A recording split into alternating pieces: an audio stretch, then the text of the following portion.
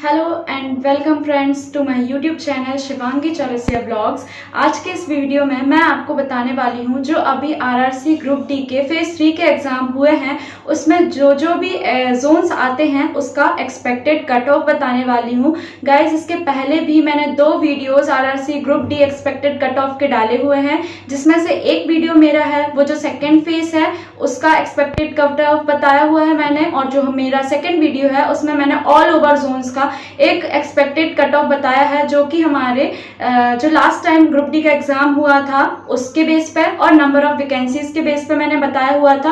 और आज के इस वीडियो में हम फेज 3 के जितने भी जोन्स आते हैं जैसे दिल्ली, भुवनेश्वर, गुवाहाटी, इन सब के बारे में एक एक करके जानेंगे कि इसका कट ऑफ कितना जा सकता है। मैंने अपनी इस डेटा में नंबर ऑफ वैकेंसीज बताई हुई हैं कि किस जोन पे कितनी नंबर ऑफ वैकेंसीज हैं, और उस हिसाब से मैंने आपको बताया है कि अलग अलग कैटेगरी का अलग अलग कट ऑफ किस टाइप से जा सकता है। तो आई होप कि आपको ये पसंद आएगा, और यदि पसंद आए तो मेरे चैनल को सब्सक्राइब करना बिल्कुल मत भूलिएगा। तो देखिए, सबसे पहले हम बिना टाइम वेस्ट किए बढ़ते हैं आगे और देखते हैं कि हमारे किस जोन में किस कैटेगरी का कट ऑफ कितना जाने वाला है। तो चलिए देखते हैं। तो देखिए गाइस, यहाँ मैंने बताया हुआ है expected cut off phase 3 of RRC group D exam. सबसे पहले तो मैं बता देना चाहती हूँ कि जो हमारे ऑल ओवर इंडिया है उसमें आरआरसी ग्रुप डी की 1 लाख प्लस वैकेंसीज आई हुई थी, जिनमें से जो हमारा थर्ड फेज है उसमें लगभग 28,131 वैकेंसीज हैं जो अलग अलग जोन में अलग अलग डिवाइड हो गई हैं। तो देखिए, मैं जोन, नंबर ऑफ सीट्स और अलग अलग कैटेगरी का कट ऑफ यहाँ बताने वाली हूँ। जब मैंने फेज 2 का कट ऑफ बताया हुआ था तो मैंने सिर्फ यूआर, ओबीसी और ईडब्ल्यूएस का कट ऑफ बताया था, और मैंने वहां पे ये भी मेंशन किया था कि ईडब्ल्यूएस से एसटी और एससी का कट ऑफ कम होता है, तो आप एक अंदाजा लगा लीजिएगा कि कितना जा सकता है। मगर बहुत सारे लोगों ने मुझे ये कमेंट की थी कि आपको एसटी और एससी का भी अलग से बता देना चाहिए, क्योंकि कई बच्चे ऐसे हैं जो इस कैटेगरी में आते हैं, तो आपको पांचों कैटेगरी का एक साथ बताना चाहिए था। तो आपकी डिमांड के हिसाब से यहाँ पे मैंने पांचों कैटेगरी का अलग अलग कट ऑफ बताया हुआ है।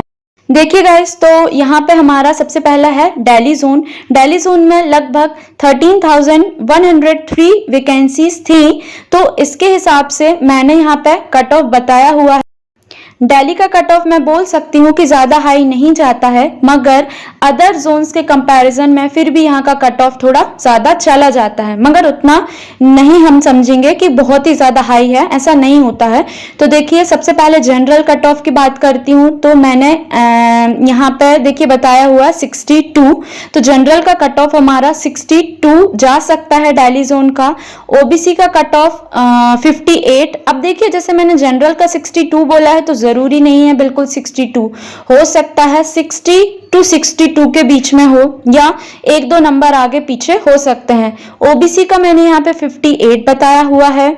वैसे ही ईडब्ल्यूएस का 55 है, एससी का 54 और एसटी का लगभग 52 चला जाएगा। यहाँ पे जो भी मैंने आपको एक नंबर, लास्ट वीडियो में मैंने एक रेंज बताई थी कि इसके बीच में होगा, मगर यहाँ पे मैंने सिर्फ एक नंबर बताया। इसका मतलब ये नहीं है कि आपका यही पर्टिकुलर नंबर कट ऑफ में रहने वाला है, एक रेंज के बीच में ही रहेगा। जैसे यूआर का मैंने बोला कि यदि 62 लिखा हुआ है तो 60 to 62 के बीच में रह सकता है, और ओबीसी का जैसे मैंने 58 बताया है तो हो सकता है कि 54 से 60 के बीच में भी हो जाए, या फिर 59 हो या 57 हो। मतलब जो नंबर मैंने बताया है उसके आप थोड़ा ऊपर और थोड़ा नीचे भी डेटा करेंगे तो आसपास का ही मिलेगा, ज्यादा डिफरेंस नहीं मिलेगा आपको कट ऑफ में। और मैं ये भी नहीं कहूंगी कि एग्जैक्ट यही कट ऑफ हो, मैं कहना चाहती हूँ बस ये कि इसके आसपास ही रहेगा आपका कट ऑफ। तो आई होप कि दिल्ली के जो भी स्टूडेंट्स हैं उसको और वो अपनी जिस कैटेगरी में आते हैं तो उस हिसाब से एक अंदाजा लगा सकते हैं कि इतना कट ऑफ आ सकता है। नेक्स्ट जो हमारा जोन है वो है चेन्नई। तो देखिए, चेन्नई में जितनी भी वैकेंसीज थी वो है हमारी 9,579। तो उसके हिसाब से देखिए चेन्नई का जो कट ऑफ है वो दिल्ली के कंपैरिजन में थोड़ा सा कम जाता है। तो हम मान सकते हैं कि यहाँ पे यदि दिल्ली का जनरल का कट ऑफ 60 या 62 चला जाता है तो चेन्नई का कट ऑफ या तो 56 और 58 के बीच में ही रहने वाला है। एक दो नंबर ऊपर नीचे यहाँ पे भी हो सकते हैं कि 58 यदि मैंने बोला है तो 5 की लाइन में या तो 56 हो सकता है या 57 हो सकता है, 58 हो सकता है, 59 भी हो सकता है, बट जो मैंने नंबर बताया है उसके आसपास ही होगा। ओबीसी का इसी टाइप से देखिए आप, ओबीसी का कट ऑफ 56 के आसपास चला जाएगा। ईडब्ल्यूएस का जो कट ऑफ है वो 54 के आसपास हमारा रहने वाला है। और एसटी और एससी है, इसमें एक दो नंबर का ही फर्क होता है, हम सब जानते हैं। तो एससी का कट ऑफ लगभग 50 और एसटी का कट ऑफ लगभग 48, 49 इस तरीके से रहने वाला है। हो सकता है 47, 46 भी चला जाए, मगर हम मान के चलते हैं कि 49 चला जाएगा। अब देखिए एक इंपॉर्टेंट बात मैं आपको ये भी बताना चाहती हूँ कि जो फेज 3 की अटेंडेंस देखी गई है वो 45% के लगभग देखी गई है। तो यहाँ पे देखिए अटेंडेंस तो स्टूडेंट्स के ठीक ठाक रहा है और जितने भी फेज के अभी हुए हैं एग्जामिनेशन उसकी अटेंडेंस समथिंग इतनी ही रही है, 50, 55 या फिर 45%। तो फेज 3 की जो अटेंडेंस देखी गई है वो है 45%।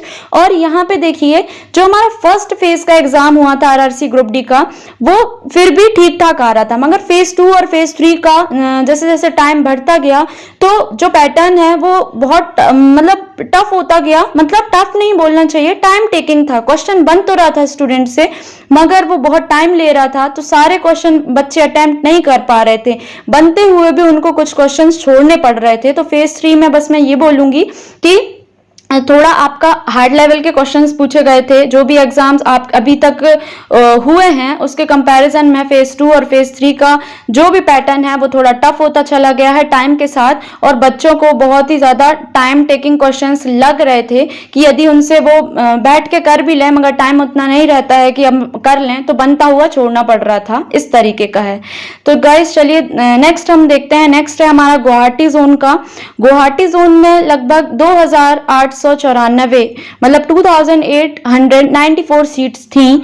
इसमें हमारा जनरल का कट ऑफ देखिए, चेन्नई और गुवाहाटी जोन का लगभग 2-3 मार्क्स का ही अंतर रहता है, ज्यादा अंतर नहीं रहता है। और इसी तरीके से जो फोर्थ हमारा जोन है भुवनेश्वर, उसमें भी लगभग 2-3 मार्क्स का ही आपको अंतर देखने को मिलेगा दिल्ली जोन से। तो ये जो चेन्नई, गुवाहाटी और भुवनेश्वर मैंने 3 जोन बताए हैं, इसमें आपको यदि कट ऑफ दिखेगा तो वो 3-4 मार्क्स में ही डिफरेंशिएशन दिखेगा आपको, ज्यादा डिफरेंट नहीं होगा वहां का।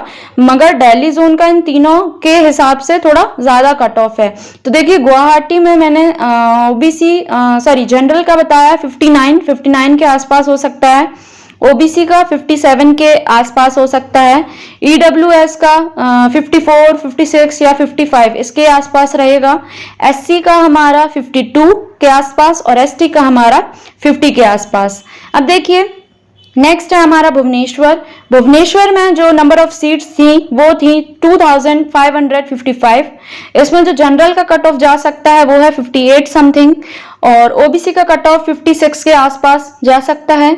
ईडब्ल्यूएस का जो रहेगा वो 54 के अराउंड ही रहने वाला है, और एससी और एसटी का 53 और 51 के आसपास रहेगा।